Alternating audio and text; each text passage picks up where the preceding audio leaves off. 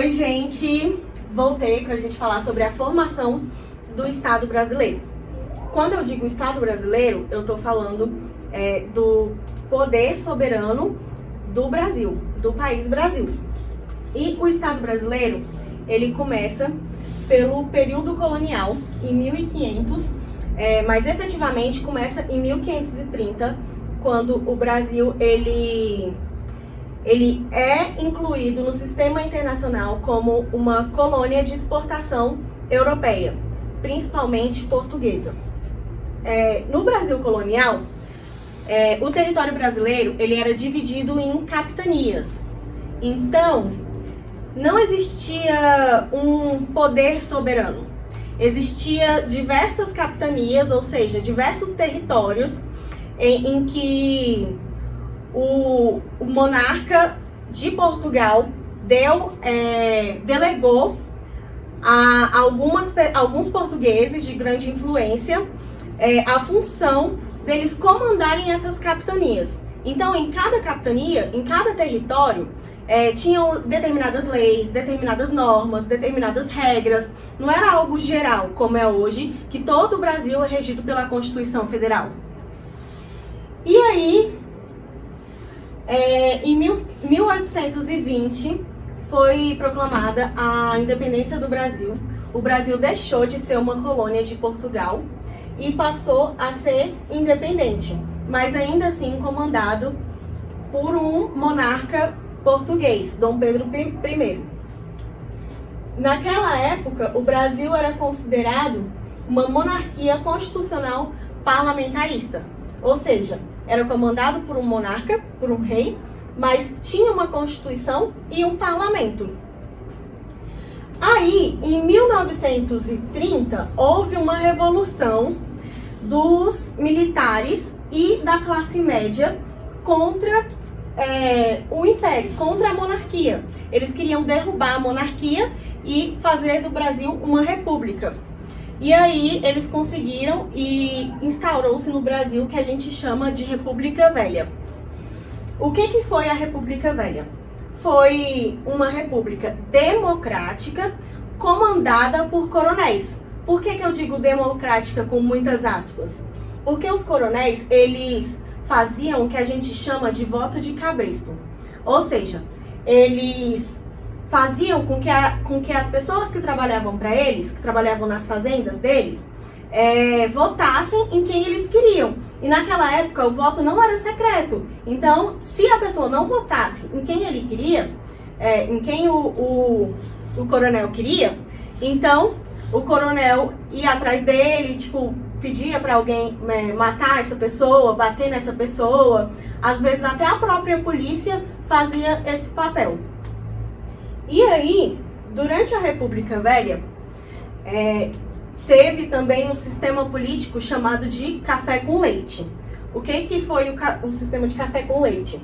Foi que Minas Gerais, grande produtora de leite, elegia alguém como presidente do Brasil durante um mandato, e depois São Paulo, grande produtor de café, elegia um candidato à presidência do Brasil. Então ficava revezando um candidato de Minas Gerais, um candidato de São Paulo, sempre assim. Por isso que a gente chama, nas brincadeiras, a gente chama a pessoa que não vale de café com leite, porque durante a República Velha, a política de café com leite era uma democracia que não tinha validade, que não valia. Duas características do período da República Velha e que perpetuam até os dias de hoje. O coronelismo, que era... O que era o coronelismo? Os grandes fazendeiros, os grandes latifundiários tinham o poder político, econômico e social de todo um território. Então, as pessoas só podiam pensar da forma com que o coronel pensava. Se pensasse diferente do coronel, não podia expor, e se expôsse, ia pagar caro por isso. Hoje, a gente não chama de coronelismo, né? Mas a gente pode trocar a palavra coronel por grandes empresários. Outra característica da República Velha que a gente carrega até hoje é o clientelismo, ou seja, é a cultura de fazer favores. entre o eleitor e seu eleitorado. Então, sempre tem aquele deputado que promete um remédio, que promete um dinheiro, que promete alguma coisa para a pessoa votar nele, né? Então, os coronéis, eles faziam com seu eleitorado, com as pessoas que trabalhavam para ele, faziam favores para que eles não ficassem, para que essas pessoas não ficassem pensando que os coronéis eram pessoas malvadas, eram grandes malvados. Então, faziam favores para que o eleitorado votasse em quem ele queria eleger. Depois da República Velha, começou um novo período do Estado brasileiro, a Era Vargas. A Era Vargas foi um período autoritário, governado por Getúlio Vargas, e durou 15 anos. Gente, imagina 15 anos o mesmo homem no poder. Pois é, por que Getúlio Vargas conseguiu passar 15 anos no poder, mesmo sendo autoritário? Porque Getúlio Vargas, ele era populista. Ele sabia cativar o povo, ele se mostrava um homem do povo. E essa é uma característica da Era Vargas que a gente carrega também até hoje. A gente tem políticos que se mostram ser do povo, diz que tá pelo povo, que faz pelo povo, anda no meio do povo, mas às vezes esse político, na verdade, está defendendo os interesses de grandes empresários. Eu digo que tem políticos da esquerda e da direita que fazem isso. Gente, eu não estou levantando uma bandeira aqui. E aí, Getúlio Vargas passou 15 anos no poder, entrou no poder com auxílio também dos militares e foi derrubado pelos mesmos militares que colocaram ele no poder. E aí a gente começou um breve período democrático, o que a gente chama de democracia populista. Um presidente que foi importante durante a democracia populista foi Juscelino Kubitschek. E o último presidente da democracia populista foi Jânio Quadros. Jânio Quadros, ele abdicou do papel de presidente, ele não quis, reivindicou. E aí quem entrou no lugar dele foi João Goulart, seu vice-presidente, mais conhecido como Jango. Jango, ele era envolvido com os movimentos sindicais e também com o Partido Comunista. Então, a classe média, a igreja, a mídia e os militares começaram a fazer uma teoria, conspirar uma teoria de que Jango podia trazer o comunismo para o Brasil. Lembrando que essa é a época da Guerra Fria. Logo, existia uma possibilidade. Então, tiraram Jango do poder e começou a ditadura militar. A ditadura militar, ela durou 21 anos. Eu acredito que vocês já saibam que a ditadura militar foi um período de autoritarismo, repressão, em que se não pensasse da forma como os militares, seria brutalmente torturado ou exilado para os mais ricos, né, e mais famosos, e mortos, né? E aí, depois de 21 anos de ditadura militar, a gente finalmente conseguiu chegar na nova república, um período democrático do Brasil. Eu vou mostrar para vocês os presidentes que passaram até hoje pela nova república. A primeira eleição que a gente teve foi uma eleição indireta entre Tancredo Neves e Maluf.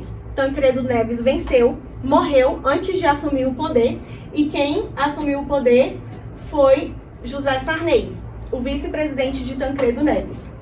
Sarney passou um mandato no poder e depois a gente teve a primeira eleição direta da nova república. E aí, quem foi eleito foi o Fernando Collor de Mello. E o Collor, ele tinha uma campanha contra corrupção. Ele veio com uma campanha contra a corrupção, dizendo que ia acabar com a corrupção, mas ele foi acusado de corrupção, quebrou o país, inclusive foi acusado de corrupção pelo irmão dele. Aí, Collor ia passar por um processo de impeachment, estava passando por um processo de impeachment, só que resolveu sair antes de terminar esse processo de impeachment. E quem assumiu o poder foi o vice dele, Itamar Franco.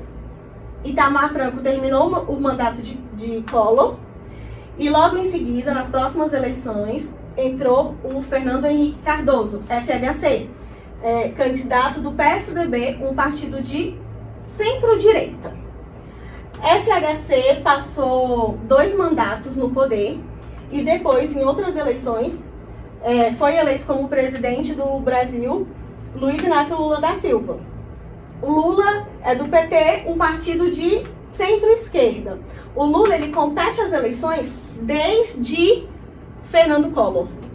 Então, ele perdeu aqui, perdeu 2 vezes aqui, e aí ele conseguiu se candidatar como presidente do Brasil, passou 2 mandatos no poder, e depois quem entrou foi a Dilma Rousseff, também do PT.